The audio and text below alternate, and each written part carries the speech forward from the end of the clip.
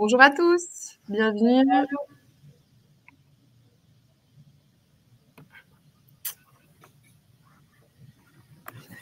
Ok, je vois que voilà, les gens commencent à se connecter. Ok, ben, je propose qu'on commence pour ne pas perdre trop de temps. Donc voilà, moi je m'appelle Charline, j'occupe la fonction de Business Development Manager chez Wivo HR et j'ai le plaisir aujourd'hui de lancer notre deuxième webinaire de notre série de fin d'année. Un premier webinaire avait eu lieu le mois passé sur le thème de la gestion de l'ego et de la toxicité. Certains d'entre vous l'avaient peut-être suivi. Je me permets également de vous présenter mes collègues Khadija et Firiel qui animeront cette session. Comme le titre du webinaire l'indique, nous allons parler aujourd'hui du feedback et feed-forward, mais avec une approche neuroscientifique et en lien avec le bien-être, comme mentionné dans le titre. Mais voilà, je ne vais pas vous retenir plus longtemps. On va rentrer directement dans le vif du sujet. Sachez que vous pouvez poser vos questions dans le chat privé. Toutes les questions sont anonymes, donc n'hésitez pas. Et nous aurons du temps dédié à la fin du webinaire pour répondre à vos questions. Voilà, bon visionnage. Bonjour à tous, bonjour à toutes. Je propose, comme la dernière fois, Khadija, qu'on se lance directement dans le vif du sujet, si ça te convient. Absolument. Khadija, pour commencer, est-ce que tu peux nous donner un petit peu de contexte sur la notion de neurosciences? Qu'est-ce que les neurosciences? Bonjour Firiel, bonjour tout le monde. Pour répondre à cette question, Firiel, en fait, les neurosciences, c'est un vaste champ de disciplines qui vont de l'étude et l'examen du système nerveux à l'examen des molécules neuronales et qui examine également tout ce qui est comportemental chez l'humain. Et en fait, les neurosciences nous aident à traiter tout ce qui est lié aux troubles neurologiques et psychiatriques. Ok. Si j'ai bien compris, ici, aujourd'hui, on va principalement aborder le sujet du feedback sous l'angle des neurosciences cognitives. Est-ce que tu peux nous en dire un peu plus? Justement, donc le thème est très très vaste, la matière est très très large et pour vraiment pouvoir faire ça en une demi-heure, on a décidé de se focaliser surtout sur tout ce qui est lié aux neurosciences cognitives. Alors les neurosciences cognitives, c'est la branche qui s'occupe de l'analyse et l'étude des processus cognitifs.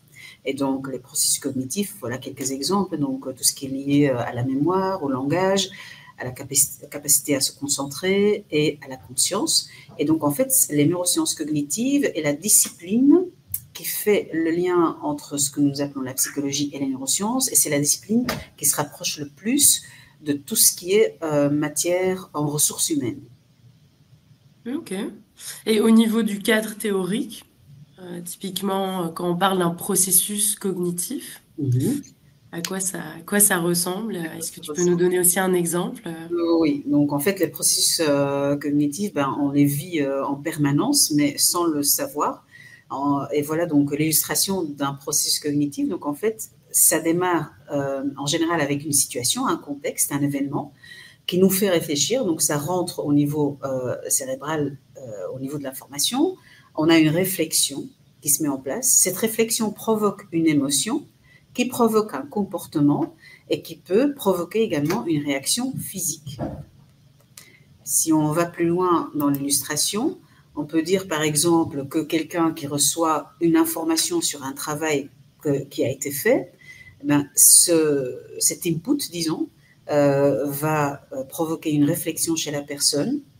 Et si nous voyons une liste des émotions négatives, donc on part du principe que l'émotion va être négative dans ce loop, ce qu'on appelle les loops négatifs.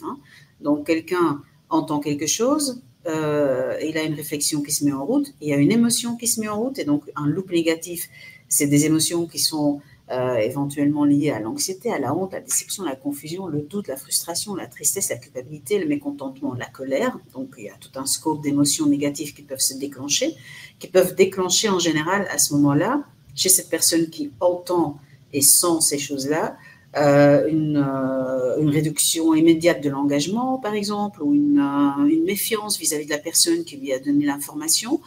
Et donc, dans un lien hiérarchique, ça devient une méfiance vis-à-vis du N+1 ou des collègues.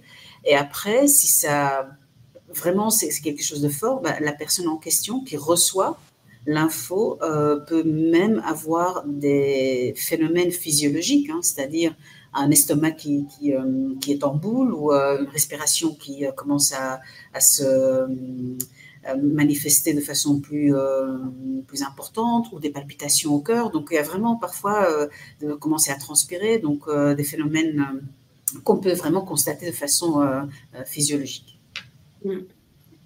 Que peut-être certaines personnes qui ont déjà mené des entretiens d'évaluation ont pu voir lors de transmission de feedback aussi négatif. Hein, on commence déjà à voir le lien avec notre sujet d'aujourd'hui. Il va sans dire qu'en plus des loupes négatives, il y a évidemment aussi des loupes positives. Hein. Une situation positive amène une réflexion, des émotions positives, également des comportements positifs. Et alors, une réaction physique positive, ça peut être par exemple ce qu'on appelle les papillons dans le ventre, ou simplement voilà, le cœur aussi qui se met à battre plus vite de joie. Hein. Donc, ça va dans les deux sens. Khadija, on va pas mal mobiliser aujourd'hui le fonctionnement du cerveau, puisque voilà, on est vraiment dans le sujet même ici de comment fonctionne nos cerveaux, quels sont nos modes de fonctionnement, en particulier dans la réception du feedback. Est-ce que tu peux nous éclairer un tout petit peu sur le cadre qu'on va utiliser, le cadre théorique qu'on va utiliser dans ce webinaire? Tout à fait. Donc, effectivement, Feriel, comme tu dis, le cerveau est au centre de ce que nous abordons aujourd'hui. Effectivement, le cerveau est l'organe le moins connu au niveau scientifique. Donc, pour vraiment simplifier les choses, nous allons répartir ce cerveau en deux parties. Donc, il y a la partie qui est la partie la plus grande en surface, ce que nous appelons le cerveau automatique. C'est le cerveau qui est lié à tout ce qui est émotion, souvenir, mémoire et le phénomène de la lutte, la fuite et l'inhibition. Donc, ce qu'on appelle le cerveau automatique, donc le mode automatique. Et la deuxième partie du cerveau est la partie la plus petite physiquement, et la partie en fait qui est liée à la curiosité. Et donc cette partie-là, on l'appelle la partie du cerveau qui est le cerveau adaptatif et qui est également connu sous le nom du cortex préfrontal. Qui se loge du coup dans la partie anatomique du cortex préfrontal. Oui. Et finalement, si on s'imagine, voilà, nous en tant qu'humains, finalement, à quel moment, dans quel type de situation on va mobiliser l'une ou l'autre part? Est-ce que tu peux nous donner voilà, une différence entre les deux, entre le cerveau automatique et le cerveau adaptatif? Voilà, donc en fait, les circonstances dans lesquelles on va surtout utiliser le cerveau automatique, c'est quand les choses doivent aller très vite, qu'on n'a plus besoin de réfléchir, par exemple démarrer une voiture, commencer à conduire, ou monter sur un step ou un vélo, donc on ne réfléchit plus, ça doit aller vite, le mode automatique est très efficace pour ça, et il est fortement activé pour tout ce qui est décisions à prendre au quotidien. Hein, qu'est-ce qu'on va manger, qu'est-ce qu'on va mettre au niveau des vêtements, qu'est-ce qu'on fait au niveau de la routine en fait au quotidien. Alors, en revanche, le cerveau adaptatif, c'est un cerveau qui demande plus de temps au niveau de l'action, donc il fonctionne plus lentement et il doit être activé, donc c'est quelque chose de conscient qu'on fait, donc on active normalement, on doit activer le cerveau adaptatif, le cortex préfrontal, ça demande un effort, une énergie, et il est activé, ou devrait normalement être activé idéalement, dans des circonstances complexes, où il y a des éléments auxquels on n'a jamais été confronté auparavant, une nouvelle situation, une surprise, quelque chose d'inattendu. Et c'est vrai que dans ce contexte-là, en général, l'humain va attendre, réfléchir et agir. Et c'est vraiment le cortex préfrontal à ce moment-là, le cerveau adaptatif, qui est en mode de fonctionnement. Ok. Et si on parle en termes de compétences, hein, donc tu as parlé précédemment de la curiosité comme étant un des aspects qui se logeait en tout cas dans le cerveau adaptatif. Est-ce qu'il y a d'autres compétences présentes qui sont mobilisées à ce niveau-là? Donc, effectivement, hein, donc le cerveau adaptatif, qui est égal au cortex préfrontal, est également ce que nous appelons le centre des fonctions exécutives. Et donc, la curiosité est une de ces fonctions-là, mais il y a d'autres fonctions exécutives qui sont les suivantes, donc le contrôle inhibiteur, la régulation des émotions, l'attention soutenue, hein, durable en fait, le démarrage des tâches, la flexibilité, le comportement adapté à la situation et au contexte, la planification et la prioritisation, l'organisation du travail, la mémoire du travail, la gestion du temps et la métacognition. Ce sont les fonctions exécutives qui sont complètement gérées par ce cortex préfrontal. Si on insiste un tout petit peu sur l'aspect métacognition, le rôle est évidemment très important, hein, celui de cette métacognition, notamment dans la remise en question, dans le fait d'entendre le feedback, puisqu'il s'agit de la fonction permettant de réfléchir par rapport à ses propres comportements, de vraiment se regarder au niveau méta. Et donc, c'est notamment une des fonctions essentielles ici dans le cortex préfrontal, en tout cas dans la réception du feedback. Exactement. Et je peux imaginer, Khadija, que ces fonctions spécifiques, finalement, se développeraient de manière plutôt tardive dans le développement des individus. Je me trompe ou... Non, justement, Faël, donc c'est la partie du cerveau qui se développe en dernier. Et donc, c'est là où on parle aussi du cerveau de l'adolescent. En fait, le cerveau de l'adolescent, chez les adolescents, n'est pas encore complètement venu ou arrivé à maturité. Et c'est ces fonctions exécutives, en fait, qui sont un petit peu en retard chez les adolescents. Donc, c'est à partir de l'âge de 21, 22, 23 ans qu'on peut dire que le cerveau est complètement arrivé à maturité et que toutes les fonctions exécutives peuvent se manifester. Et c'est justement le moment où ces jeunes adultes arrivent sur le marché du travail.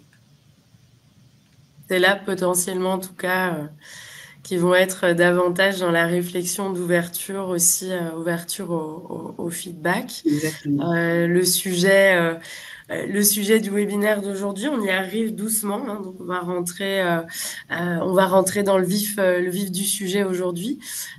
Qu'est-ce que, Khadija, ces neurosciences et cette distinction entre le cerveau adaptatif et le cerveau automatique peuvent nous apprendre finalement sur le feedback? Donc effectivement, d'un point de vue neurocognitif, on va faire la distinction entre le feedback et le feed-forward. Alors le feedback, c'est plutôt de l'information qui va travailler au niveau du cerveau automatique, c'est-à-dire le centre du cerveau où se situent les émotions, les souvenirs et les phénomènes qui sont liés à la lutte, la fuite et l'inhibition. Tandis que le feed-forward va plutôt activer le cerveau adaptatif et donc être en lien avec ce centre de curiosité et des fonctions exécutives. Si on va aller plus loin, le feedback, juste pour vous donner les caractéristiques du feedback, le feedback en général va plutôt être focalisé sur une conversation qui parle du passé. On va avoir une critique ou une approche critique des phénomènes qu'on a constatés dans ce passé. On met souvent l'accent sur ce qui ne s'est pas bien passé, donc les erreurs. On va avoir une description objective des événements. Celui qui donne le feedback, en fait, est en train de travailler et fait la plus grande partie du travail. Il y a un côté chronophage qui peut se manifester parce que le destinataire peut prendre les choses très personnellement et ce qui effectivement peut provoquer une attitude défensive de la part du destinataire. Et je me dis finalement, parmi les personnes qui nous écoutent, ça nous est forcément déjà arrivé de donner du feedback et de se retrouver face à une personne qui en effet adoptait ce type de réponse défensive. avec du coup la lutte, la fuite, l'inhibition. Typiquement, on va voir la personne en effet se justifier et amener aussi un côté émotionnel. Donc on peut aussi s'imaginer finalement tout le loop négatif qui se passe dans la réception du feedback. Quels seraient, Khadija, tes conseils pour gérer ce type de situation quand on est face justement à quelqu'un qui est dans une attitude défensive, qui n'est pas nécessairement à l'écoute, en tout cas. Oui, donc effectivement, comme on l'a dit tout à l'heure, donc le feedback, le principe du feedback, en fait, va plutôt activer la partie automatique du cerveau, donc les émotions, les souvenirs et ce phénomène de lutte, fuite et inhibition. Et c'est vrai qu'à partir du moment où on voit que quelqu'un est en lutte, en fuite, en inhibition, c'est-à-dire ne bouge plus, ou que quelqu'un réagit de façon extrêmement émotionnelle, ou que quelqu'un s'accroche au passé et n'arrive pas à passer à dépasser ce moment-là du passé et reste vraiment répéter tout le temps les mêmes choses, à ce moment-là, ça ne sert plus à grand-chose de vouloir absolument donner de l'input à cette personne parce que le cerveau bloque complètement. Et la meilleure chose à faire réel à ce moment-là, c'est de clôturer de façon correcte et professionnelle cette conversation et de reprogrammer, en fait, de programmer une suite à ça, laisser passer le temps, laisser cette personne digérer, en fait, ses émotions et avoir une réflexion de façon plus calme et de reprendre, en fait, la conversation à un autre moment. Absolument. Ça résonne aussi avec nos expériences ici chez WeVoiChar face à des candidats, face à des participants qui en effet peuvent être plus sur la défensive. Rien ne sert de persévérer dans ce genre de situation si la personne n'est pas dans une bonne disposition et en effet, montre cette réaction émotionnelle forte. Il n'y a pas d'issue possible qui soit constructive, en fait. Donc, et à côté du feedback, donc tu as mentionné le feed forward. Qu'est-ce que c'est le feed forward? Je pense que tout le monde est très curieux d'en savoir plus. Voilà, donc le feed forward, là, on va plutôt, au lieu de rester bloqué et figé dans le passé, on va plutôt regarder l'avenir. Donc, on va être focalisé sur le futur, sur l'avenir. C'est un exercice où, en co-création, il y aura énormément de suggestions pour la création d'un nouveau contexte, en fait. Donc, il y a une génération de nouvelles idées et de nouvelles perspectives. On va se focaliser sur le développement et le progrès du récepteur surtout. Donc, on va suivre cette personne, l'accompagner, la coacher, la guider vers des sorties positives. On va regarder aussi bien les tâches que la personne. Donc, on n'a pas peur à ce moment-là d'également parler du comportement de cette personne, aussi bien que des tâches. Et en fait, la personne qui reçoit du feed forward, c'est la personne qui fait le gros du travail. Donc, c'est cette personne-là qui est en mode de fonctionnement cerveau adaptatif. Ce qu'on a vu tout à l'heure, c'est une partie du cerveau qui travaille de façon un peu plus lente. Donc, ça prend un peu plus de temps, mais c'est la personne qui reçoit l'input, qui est en train de réfléchir, de créer. Et en général, ça a un effet très motivant sur la personne en question parce que cette personne est dans une pensée stratégique. Et donc, la plupart des gens, quand même, quand on peut réfléchir à l'ouverture de nouvelles portes, en fait, cette pensée stratégique a un effet très motivant sur la personne qui reçoit le feedback en général. Ces deux modes, feedback, feed-forward, dans quelle mesure, pour toi, peuvent-ils coexister et quels seraient finalement tes conseils pour les professionnels qui nous écoutent sur finalement la mobilisation des deux, dans quel type de modalité? Voilà, donc effectivement, il n'y a pas un mode qui est bon et un autre mode qui est mauvais, c'est surtout deux modes qui peuvent coexister, comme tu dis, Firiel. Et donc effectivement, idéalement, on passe 20% du temps dans une conversation, dans une évaluation, on passe 20% de ce temps dans un mode de feedback et on essaye de basculer, en tout cas, pour 80% de la conversation vers le mode du feed-forward. D'accord, donc ça permet en tout cas de structurer un petit peu plus. Ça veut dire, quand il y a la phase de préparation, forcément des entretiens de fin d'année ici qui vont arriver, à la question de comment se préparer. Ici, je pense que tu y as bien répondu, de se dire, OK, on revient sur les comportements passés, et puis on se tourne vers la suite, vers les potentiels changements. En tout cas, super. On a pas mal parlé du feedback, du feed-forward. On a un petit peu moins creusé dans l'aspect stress, vis-à-vis notamment de la réception.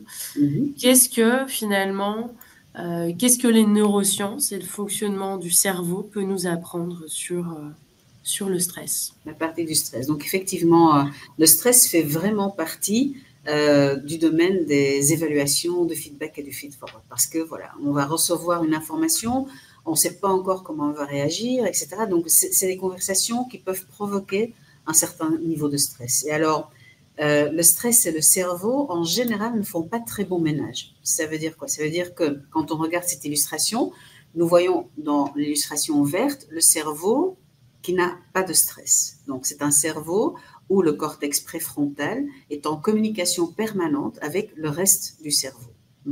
Et donc, c'est fluide, ça communique, ça intègre, ça apprend. Mais bon, il n'y a pas de stress, évidemment. Du côté droit, dans l'illustration avec les flèches rouges, la partie rouge, en fait, nous voyons un cerveau sous stress. Alors, ce qu'on constate directement, c'est que la première partie du cerveau qui est paralysée par le stress, c'est ce cortex préfrontal.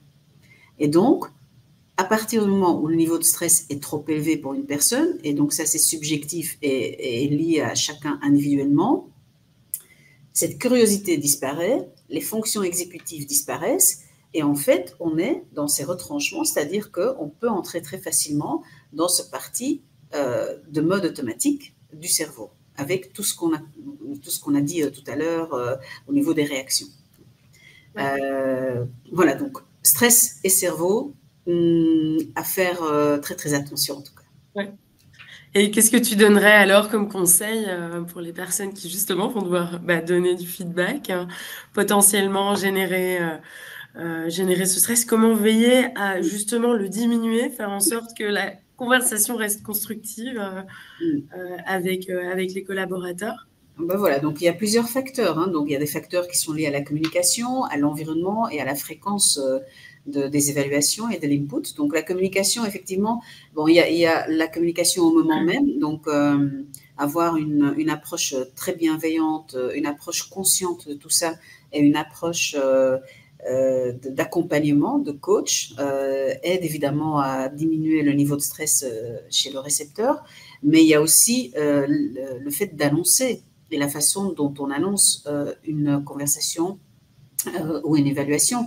Si c'est programmé à l'avance et si les personnes savent déjà comment ça va se dérouler, en général, le niveau de stress va être beaucoup plus bas que si on annonce ça à la dernière minute. Et un vendredi soir, par exemple, on va dire à son collaborateur, ah ben voilà, prépare-toi bien pour lundi parce que tu as juste un week-end pour être bien préparé pour la conversation que nous allons avoir le lundi. Bon, ça, c'est vraiment mettre le niveau de stress au maximum.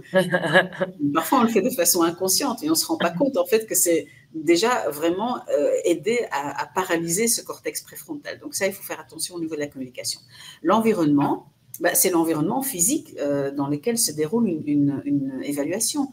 Le bureau du responsable est un environnement à éviter, évidemment, parce que ça peut faire monter le niveau de stress de la personne.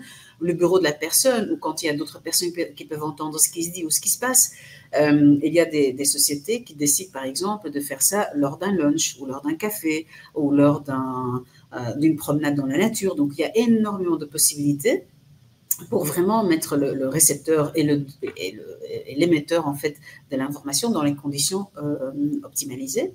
Et alors il y a un troisième élément qu'on a dit qui peut aider à diminuer le stress, c'est la fréquence. Donc si effectivement on va avoir une conversation par an, c'est une conversation qui va provoquer un niveau de stress très élevé parce que c'est une fois par an.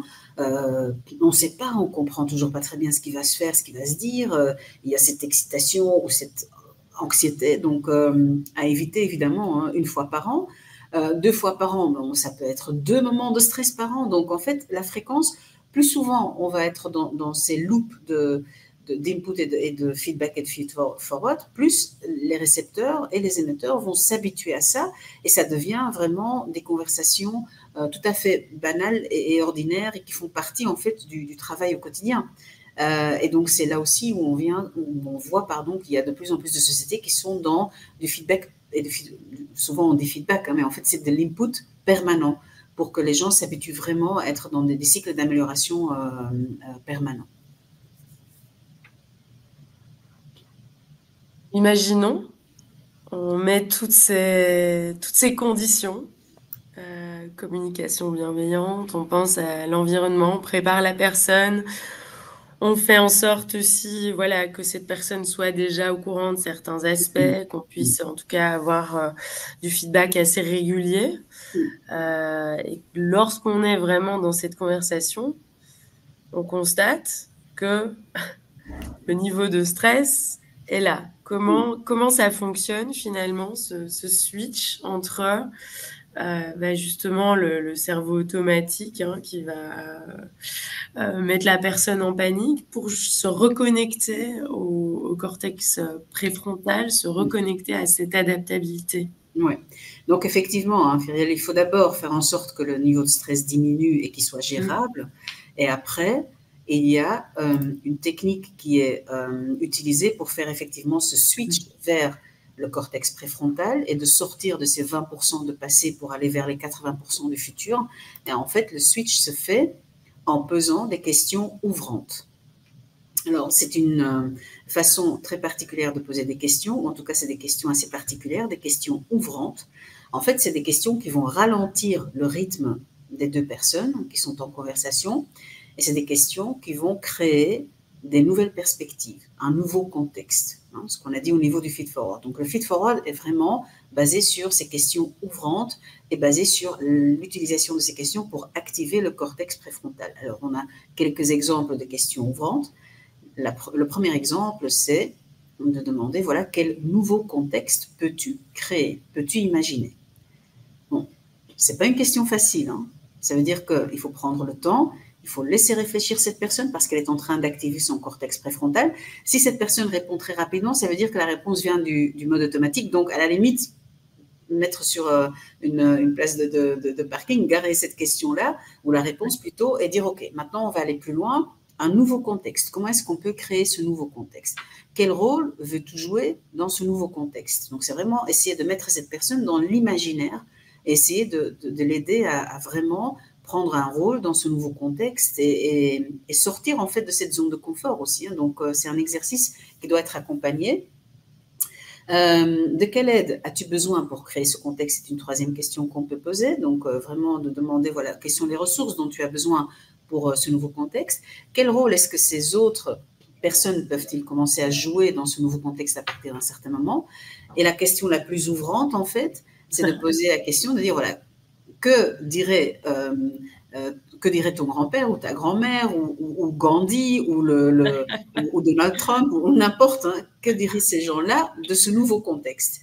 Et c'est vrai que ça fait rire, Firiel, et c'est une réaction typique parce qu'au début, ça a l'air d'être un peu bizarre, d'être un peu hors du commun, mais c'est justement ça qu'on recherche pour avoir vraiment de nouvelles idées, un nouveau contexte et l'ouverture de nouvelles portes qu'on ne voyait pas auparavant.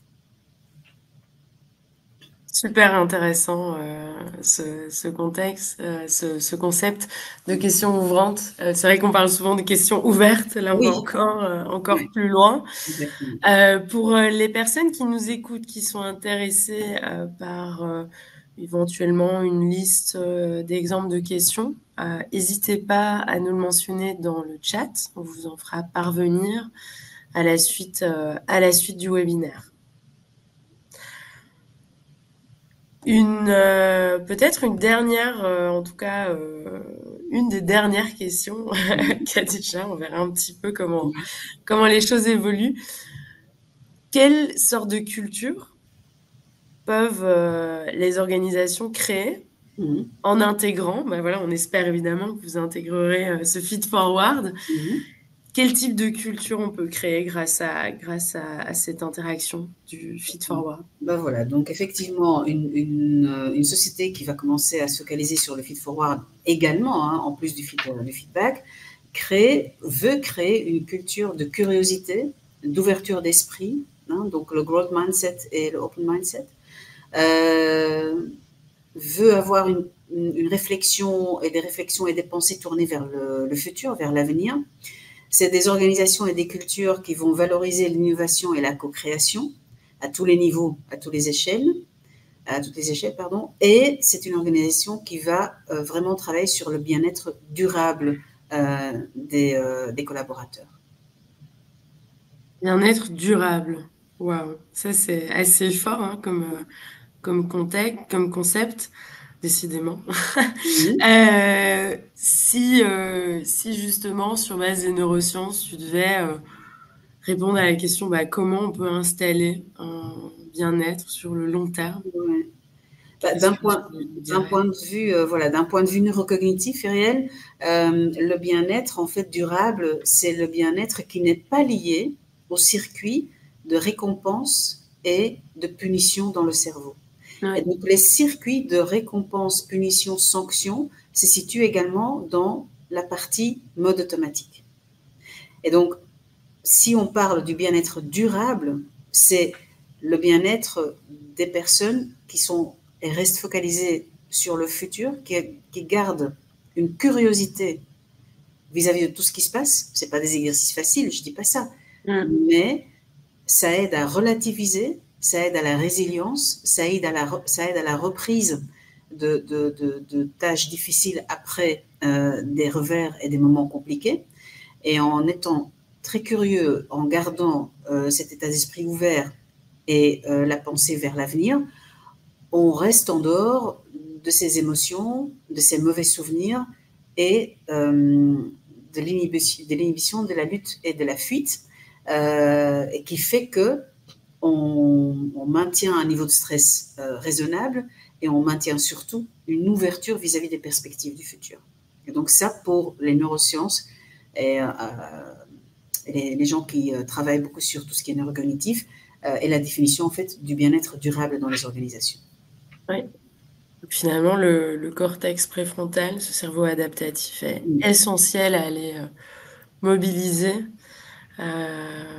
pour en fait réduire le stress, créer un environnement d'apprentissage positif. Hein, on parle aussi d'organisation apprenante. Absolument.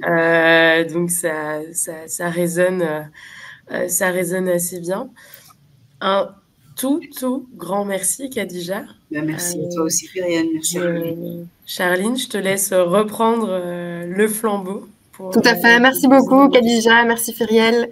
Merci pour cette présentation très intéressante. Pour les participants qui ne peuvent pas rester jusqu'à la fin, sachez que lorsque vous quittez le webinaire, vous aurez la possibilité de planifier un entretien individuel avec Khadija ou Fyriel.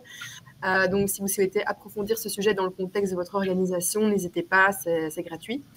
À savoir que vous recevrez également un lien par mail qui vous permettra de revoir le webinaire. Ok, donc je vais jeter un petit coup d'œil dans le chat.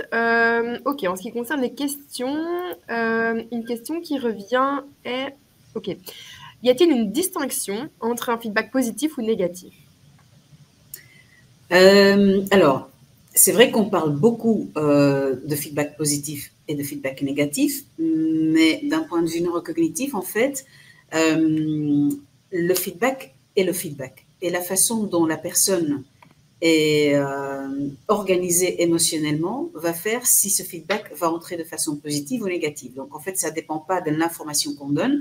On peut avoir une très bonne intention ou une mauvaise intention, mais à la limite, si une personne émotionnellement est plutôt pessimiste, négative, tout ce qu'on lui donnera comme information va être perçu de façon négative.